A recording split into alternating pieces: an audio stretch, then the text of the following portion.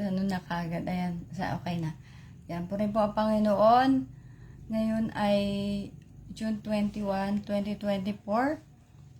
Ako maka-straight eh. Yan. Wait lang. Bago yung aking ano. Yan, ngayon po ay June 21, 2024. Tayo po ay manalangin. Let us pray. Heavenly Father, truly we are blessed. Once again, you open our eyes today to see the beauty of your creation. Thank you for waking us up. Our life is in your hands. Thank you for loving us unconditionally. You have said, in this world we may have trouble, but we have the peace because you have overcome the world. Glory to God. Father God, thank you for your promises. Though we are weak, we have something we can hold on to. Thank you for fighting for us. Thank you for giving us the victory in every trial that we encountered along the way. Father God, every day we sin. Please forgive us. We pray one day we will be strong enough to turn back from sinning. We pray for your guidance every day. We pray to overcome all the temptations of this world. We pray for complete healing and comfort to those who are suffering. Lord, please provide our needs every day. May we always find joy in hearing your word. We pray all of this in Jesus' name. Amen. Glory to God. Yan po.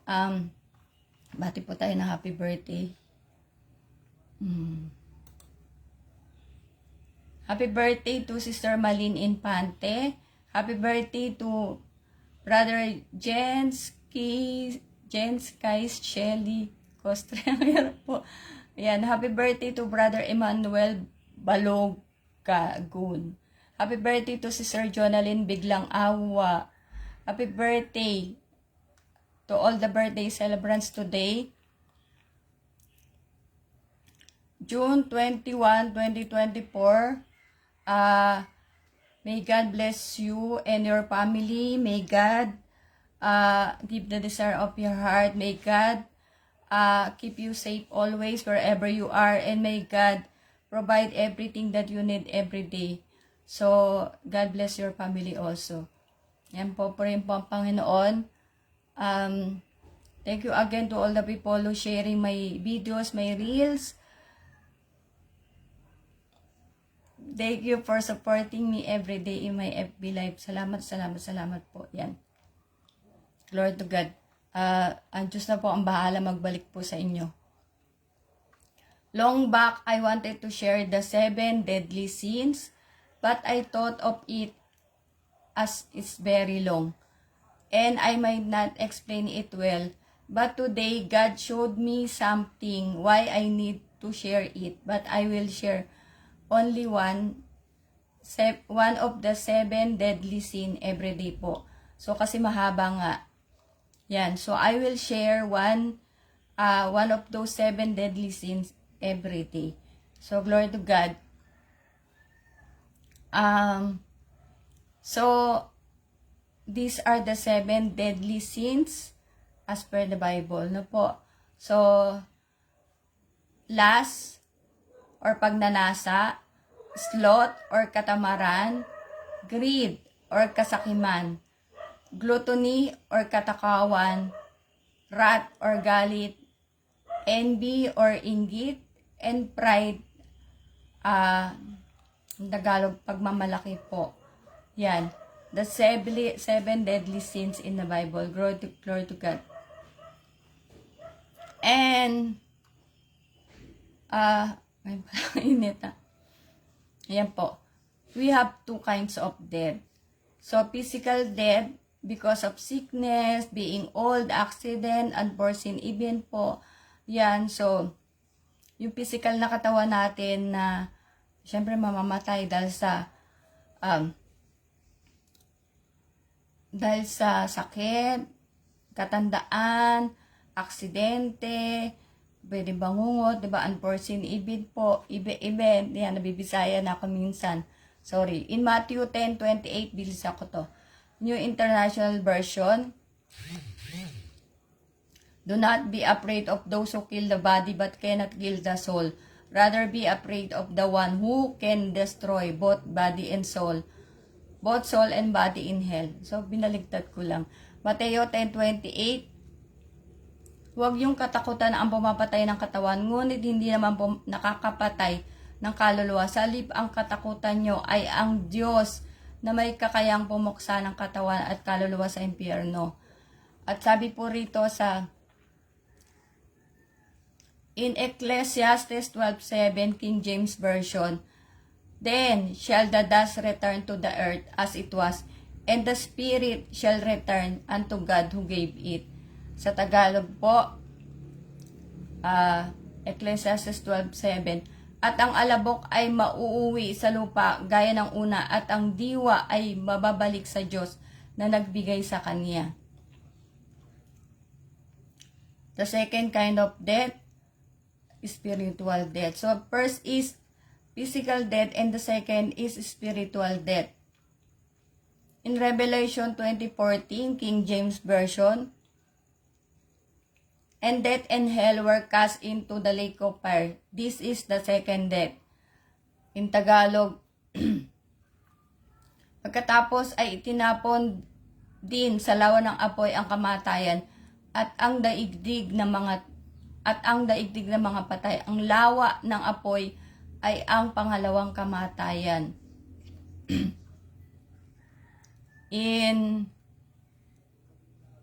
Also I took this in it. I took this in Revelation 21:8, New King James Version.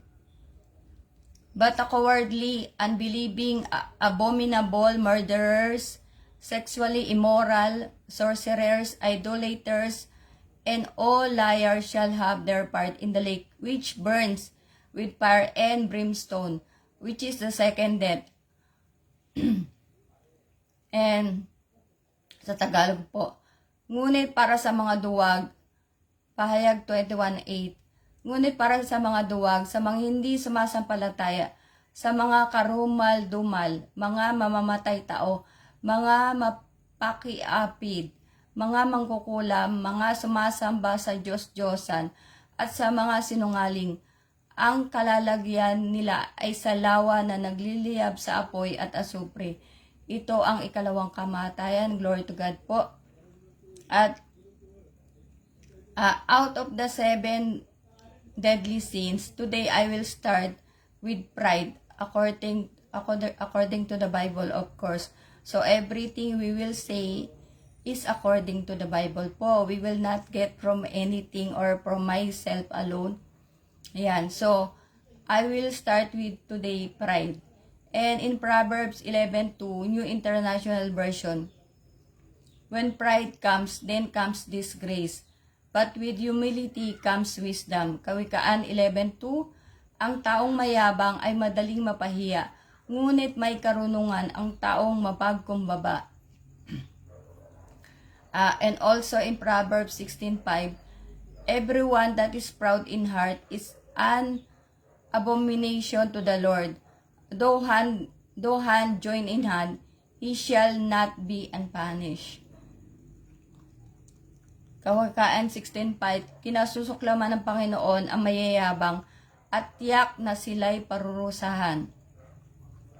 And also, there's so many verses, but I took these verses.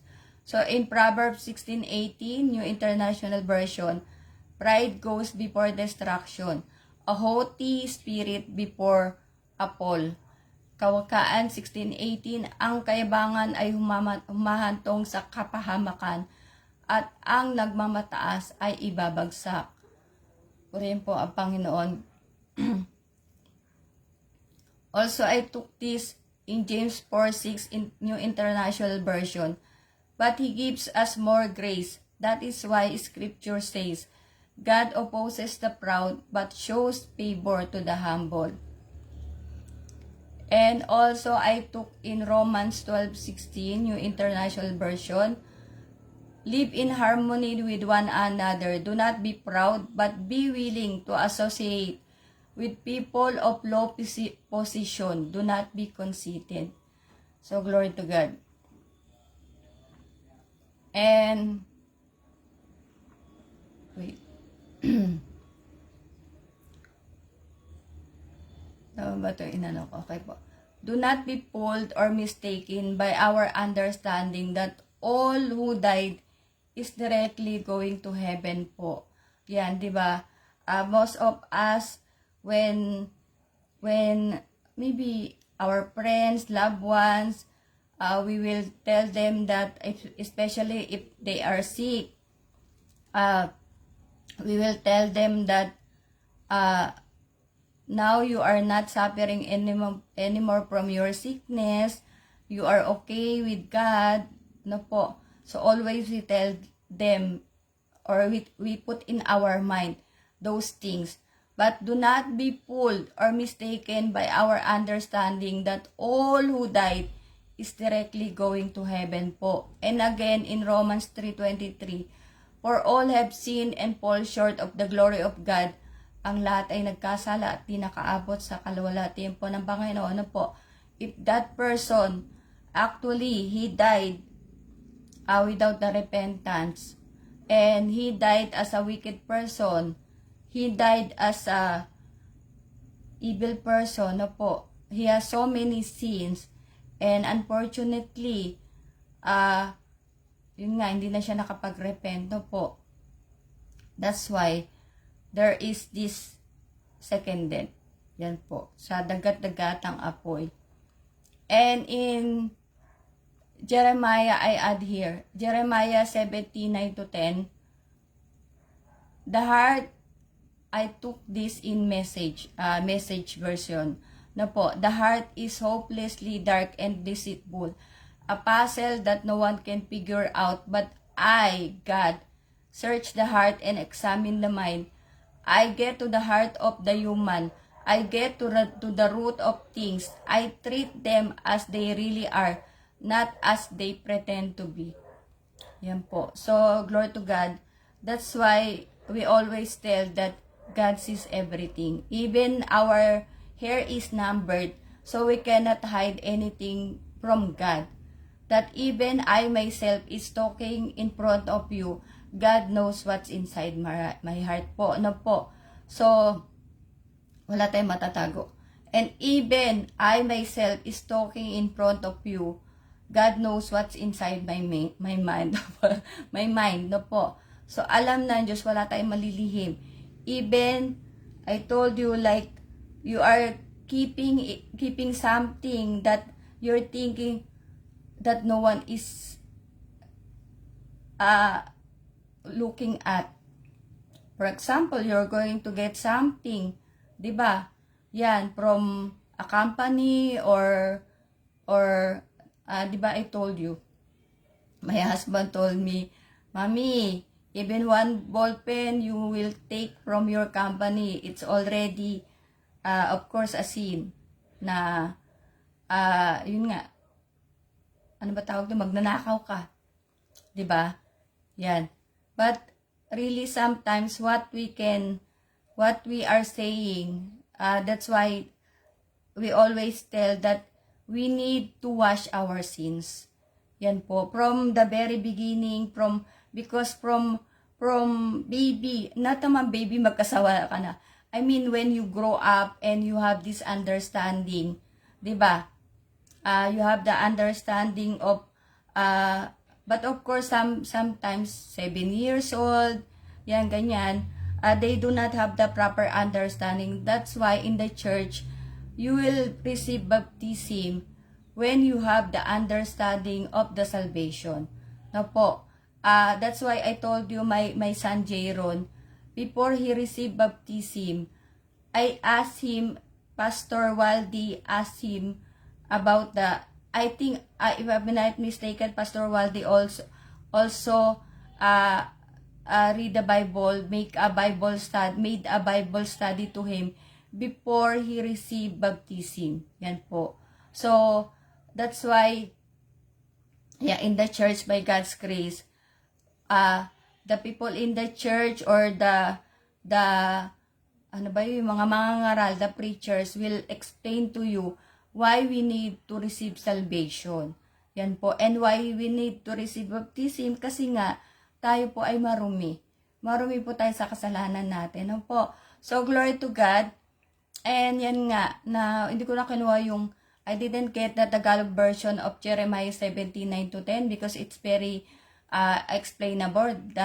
Madayo po ang puso. No po. So, wag tayo minsan paling lang sa puso. Yan. And, siguro sabihin ko na rin before we do the prayer. No po. Yan. And again, yung pride nga, yan, maging mababa po tayo. Okay po. Yan lang yung alam mo ng pride, di ba? Yung talagang maging magpagkumpapa. No po. And I want to add also, although this is not related to the 7 deadly sins, okay po. Pero minsan kasi nga tayo ay nadadaya po. Yan, we are, yung nga, yung puso natin, yan po. Sometimes we are not, shout out po kay Sister Pelmiso, we are not aware. We are not aware that the devil is using us. No po. So, yesterday, but actually this is not happen. This not happen only yesterday. I told you in the previous FB live I had. Yan. I want to tell everybody, as always I tell, no? I am married with 3 children. Okay? I cannot say I'm happily married. There's no perfect marriage. There's no perfect relation in this world. And why there's no perfect relation also? Because of the sin, not sometimes always coming out. Diba? That's why we should, mas maganda, it's very good that both of you are serving the Lord. So that both of you, will learn to fear God. Na po. So, yan. Somebody is, I will not judge him. Okay po. I will not judge him, but I will tell you honestly na kasi ganito talaga ako. Yan po, na naiirata ako, naiinis ako. Okay po. So, hindi ko na yan. Kasi nga, but of course, I want to control my anger, myself. Yan. Na, syempre kasi, because he is also part of the church. And I told you before, I was in the other church where I came, yung Roman Catholic po, na also the same, the person who's also serving the Lord, and he is married, I am married, and because of the devil, yan po, because of the devil, that's why if your faith is not strong, the devil will easily come inside your heart, your mind, and he will deceive you. Tama ba? Deceive you. Na po. So, ayan. That, and I'm not proud that somebody is telling you you're married, somebody is telling you I love you, na po. Actually, naiirita nga ako. Yan. Gusto na nating i-block. I want to block that person. But, of course, I want to control my anger. Yan po. Na, sa akin lang naman kasi inis yan. Na, of course, because he knew that I am married, I have 3 children, diba? And I want to be faithful to God, as God is very much faithful to me. But I want to tell him, I want to tell him that just to be faithful to God and to guard our faith, to guard our heart. Yan, huwag tayong palinlang po sa kaaway, sa devil. Do not be deceived. Imbis na we should focus in this end time, we should focus on our faith, on our how to serve God faithfully, di ba po? So we should just focus on that. And maybe, if you want somebody to, it's not me, definitely, because I told before that when I get married, whatever happens to that marriage, I will stick to it. No po. So, and I told you also before that I have planned. Yes, I listen to some of my friends. I listen to some of the people because they knew what happened to me. And I told you before that when I went to Laguna, I have the plans already not to come back. But I cannot, ayun nga I have to submit to God. Yan. God, ano ba yung pinabalik ako? God asked me to return. He will do everything, kaya wala rin ako magagawa So, yan, God asked me to return here and I have to do my duty to God. Yan. But I listen to, even to my son, to my children, I listen to them. Yan. So,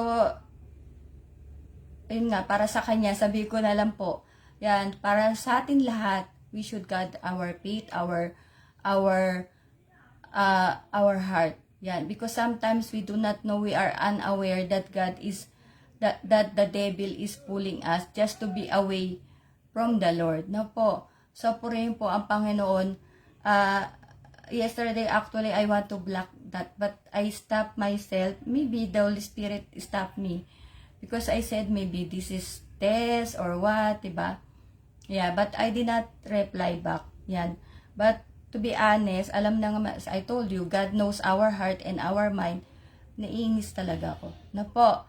So, ayoko ng ganon. I don't want those things. Because I bluntly say, I am married, I have 3 children, and I'm serving the Lord, I'm preaching the Word of God na po. So, I hope that those persons will stop. Diba? Otherwise, I will block them. So, purihin po ang Panginoon. Let us pray. Father God in heaven, once again, thank you for your word. May we not just hear your word, but put everything into action. Lord, we pray for obedience. May we always control ourselves of doing things that pleases you. Move our hearts and minds so that we can do those things that need to be done with urgency. Lord, we pray for strength every day. In Jesus' name we pray. Amen. Glory to God po. So again, thank you so much to all who supporting me. And I see you all tomorrow. So another one of those 7 deadly sins. So God bless us all.